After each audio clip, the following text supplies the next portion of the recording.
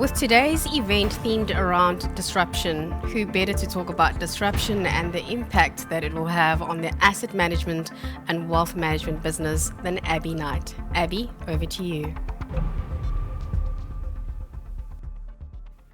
Thanks for the introduction and welcome everyone to my session today on differentiation in the age of disruption.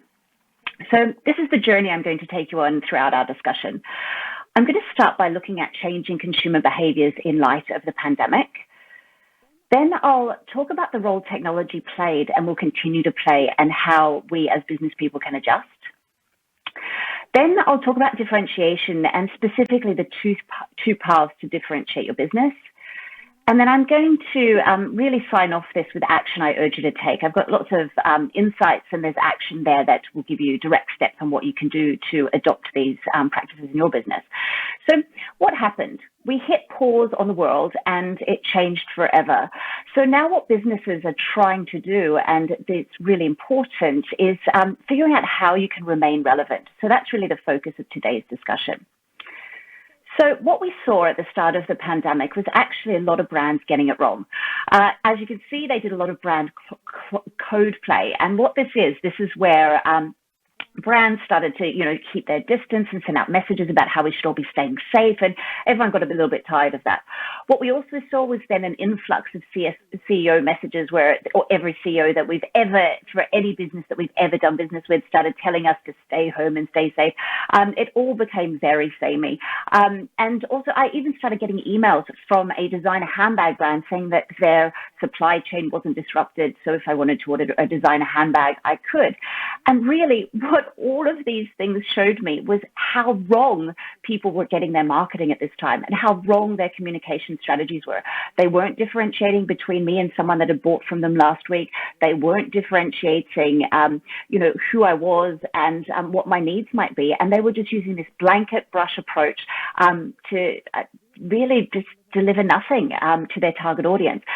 So, actually, it got even worse. Before I move on, I saw this on Twitter, and it was a guy basically saying, so do all brands have to make a stay-home Corona ads? I just saw one from a cheese company, and I'm really confused. Can't you just show me an ad for your cheese? So brands really, really got it wrong. So now it's time to take a stand and do things differently. A couple of brands did get it right, though, so I'm not going to put everyone into the same bucket. But here was a luxury consumer brand. They sent out a letter saying what all of these luxury brands were doing in light of the pandemic to actually support the community as a whole and our NHS here in the UK. So what actually did change? What were consumers thinking? There was a shift to value and essentials. A lot of people saw that their monthly income was under threat, so they started to look at how they can start to save money and only spend on things that were absolutely essential. We saw a flight towards digital and omni-channel strategies. We saw consumers that were already starting to engage with digital, engage with it ever more in their daily lives. We also saw a shock to loyalty. And what I mean by this is people started to turn to new brands purely because of supply chain issues. They weren't able to get the products or brands that they'd usually purchase. So they started to look around for alternatives. And some of those alternatives that got their marketing right, they've continued to utilize. We saw, of course, because it's a pandemic, a more kind of interesting look at the health and caring economy that became more important in people's eyes, as you would imagine. And of course, a homebody economy because we are all locked down. And interestingly, a lot of the research I'm looking at says that trend is likely to continue. So what did advisors and business owners do during this time? Well, their response was it was more difficult than ever to convert. So if you had any clients in the pipeline, they were definitely putting decisions on hold rather than going in and engaging with you more in order to start to utilize your services. What we also found is that we have to demonstrate value in this new environment. And the key to that was digital engagement and also figuring out a remote servicing model. What we also realized is that a lot of people had holes in their client experience because when you're doing things in real life, if there are gaps behind the scenes, you're not really seeing those because you're able to fill them with people, and those people are in an office, they're able to communicate and they're able to work together to overcome whatever challenge that is. But when you go to a remote servicing model, everything changes. And A lot of firms struggled there. We saw a lot more attention and focus on employee care. And interestingly, it was also a lot of firms looking to support the local community. And really, this is why it's interesting, is because that's exactly what consumers wanted them to do as well. So UK consumers are about 57% more likely to make future purchases based on those firms they see that are actually helping out and supporting the local community. So really, the sentiment over the entire time is, if I can do it online, I will. So this was just a sudden acceleration of a 25-year-old trend. So we also saw a lot of people I would engage with on their digital marketing strategies would say, my clients are never going to go digital. What we saw is that was not actually the case, that technology was used every day by people that previously were slow to adopt. And it was really building communities rather than separating them. And what we saw is that people actually started to feel more connected through technology, and they expect that connection to stay even in the post-COVID world that we're now coming out of. So on the technology front, how did the businesses that we work with here, how did they adapt? Well, what we saw is that advice firms did just have to get on and quickly adopt and adapt. I mean, all businesses across the value chain in financial services did. They had to digitally optimize their operations. They basically started to fast track their digital transformation. We saw a lot of businesses start to actually build their own platforms because they didn't want to be held hostage by platform providers anymore. They wanted to own the tech in-house. We saw a new normal evolve with remote working and video meetings. Only a very small proportion of the firms that I'd engaged with pre-pandemic were actually using video meetings to great effect. So this now is what's happening every day. I mean, I'm here presenting to you from an office in London via video, and we're going to see that continue after we come out of our various lockdowns around the world. What we also saw was a switch in mindset where businesses started to see technology as a driver for growth and profitability rather than just a necessary cost. But what was most interesting to me, and what I'm going to focus on today, is really the change that we've seen in 2021. We've seen a real shift in focus away from all of these things, or including or in addition to these things that I've just mentioned, towards client experience and digital engagement. And really, it's because digital is incredibly powerful. Research shows that 50% of consumers will switch from brands that have a poor online experience. And another 73% believe that digital is going to change their future spending habits, and that's going to happen and continue to happen. And 58% want to use a combination of digital and face-to-face or offline in a post-COVID world. So it really is powerful. However, a lot of brands got it wrong at the start of the pandemic, and a lot of them continue to get it wrong. And consumers are saying they don't want any more cheese. It's the age of authenticity. And so 63% of individuals say they prefer to do business with a brand they view as more authentic than its competitors. So what does that mean? It means you need to differentiate. And here's how. You need to do a differentiation test. If you're planning to go out and start to differentiate your business, or you as your personal brand, you need to really answer these three questions. Is it true?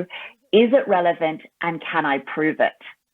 And you can avoid these mistakes as well. Please don't ever compete on price, because that will just be a race to the bottom and everyone loses out.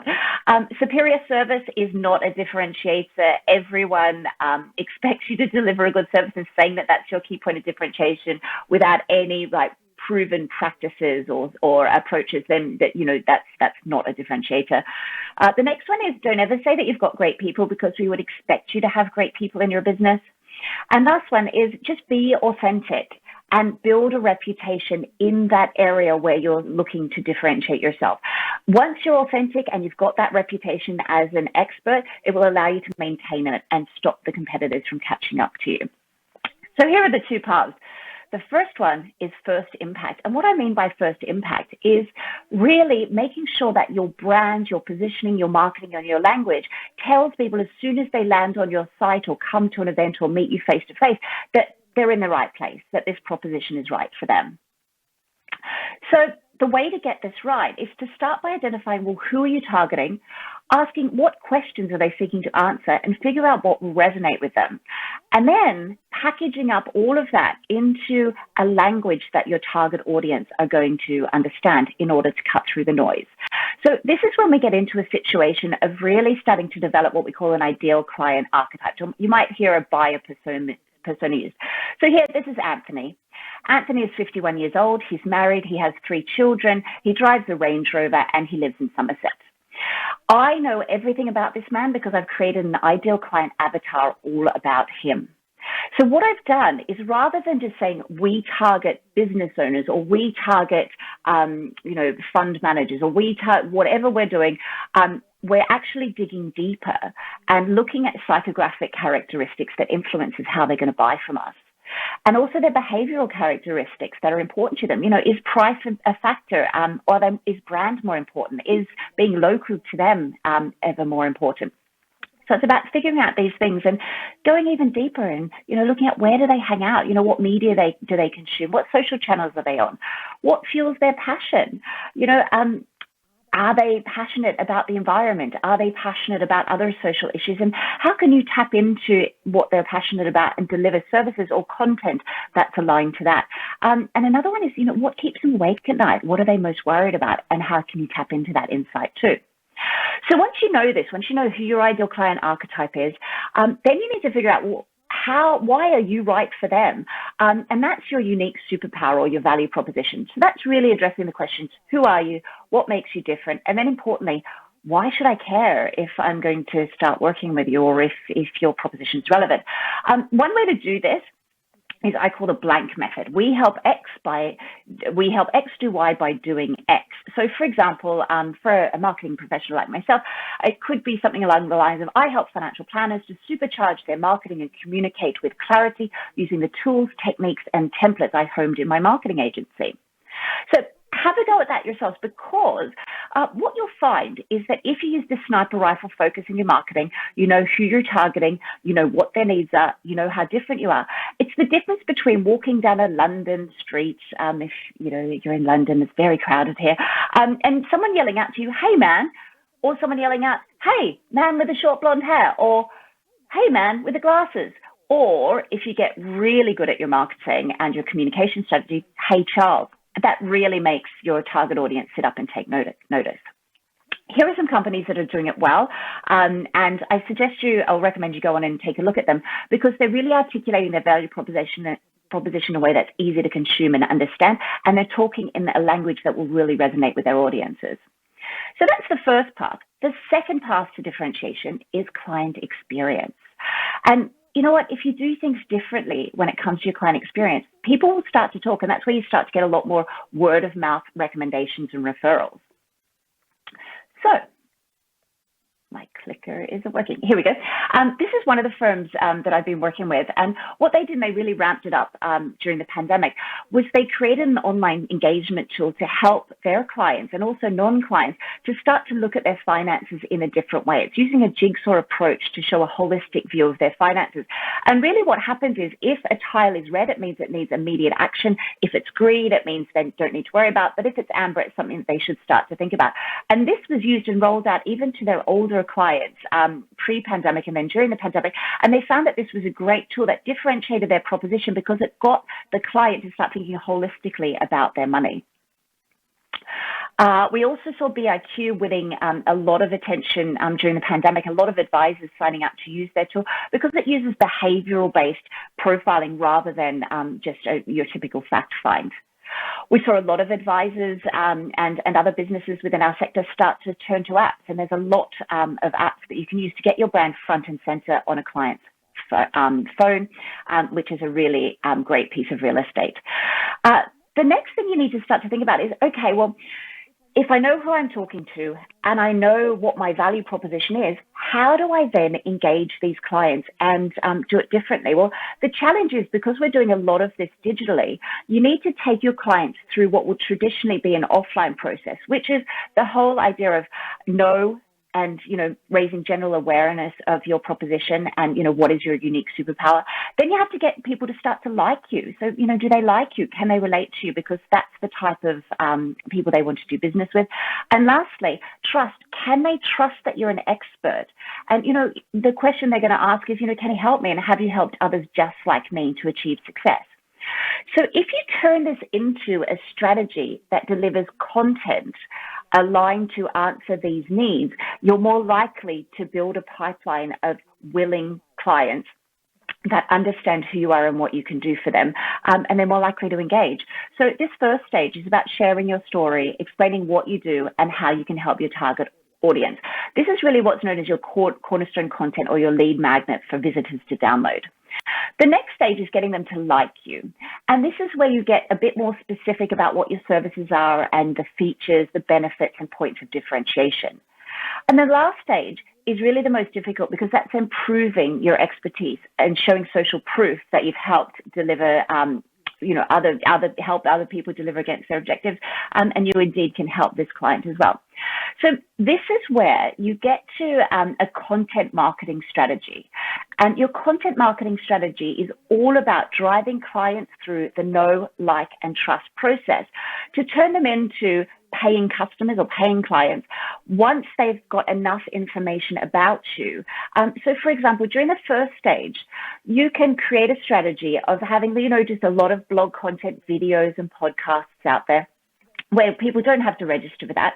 Or if they do see something of interest, they can register and they'll get a value exchange for that. They'll get an ebook, a report, or a white paper, or a handy guide. So at this stage, these people that are visiting your site, they're just looking for information, or they're visiting your social channels. At this next stage, about 23% of people now, so you're filtering them down, they're beginning to compare what you do. So they want to understand what you're like. What is your culture? What are your credentials? What are the team like? What is your story? And does that resonate with them? You can start sending out things like webinars, newsletters, and FAQs during this stage of your engagement process. And the last one, the trust side, about 2% will be ready to take action. And this is where you start to use case studies, testimonials, and other social proof. Here's an example of some content that have been used by our clients. So, 7 key issues facing reinsurance executives. And in here, you can see that there's a little case study. And what happened with that is people within the sector identified the man in the case study and said, well, if he's using their service, then I should use it too. So it just shows the power of that social proof. Again, this is another firm. And what they're using is, know your number, how to sell a business. And they've got a step-by-step guide for doing that. And what this does is it actually brings people into your pipeline for content. Because what we find is that a lot of businesses, big or small, whether you work for a really large organization or a smaller one, what you tend to do with your marketing is either go through feast or famine. When you're not so busy and you're looking for more clients, you're going to go out there and you're going to deliver a lot of content and you're going to start engaging with clients. Or when you're really busy, of course, customer service takes priority. So your content is going to go into a bit of a famine. So what I'm going to encourage you to do is to take a look at what you're doing today and figure out how you can ramp that up in order to create a content engine that will help to drive engagement through that know, like, trust stage within your business. So I encourage you to start with a client experience audit, and that's looking at everything about you. Additionally, book a meeting and actually become a client and go through your process. Is it easy to do business with you? A rule of thumb is you actually need to have 12 engagement points per year in order to convert someone from a client to a paying customer. Additionally, you need to maintain the rule of 12 in order to keep them engaged and keep you top of mind. So I'm not going to go through this, but here is just, an audit that I did of a firm, and it showed exactly what they were doing. And we were able to then make sure that their messaging and their brand and their value proposition was placed front and center. But additionally, that we were able to create an automated process for delivering that content. And if you don't know, I encourage you to host a client advisory board, which is where you get your top clients in a room, you ask them what they want to hear from you and what they most value, and then you use that to inform your strategy. Because for every 1 minute you spend organizing, an hour is earned. I love that quote. So what does that look like? Here is your takeaway and your action.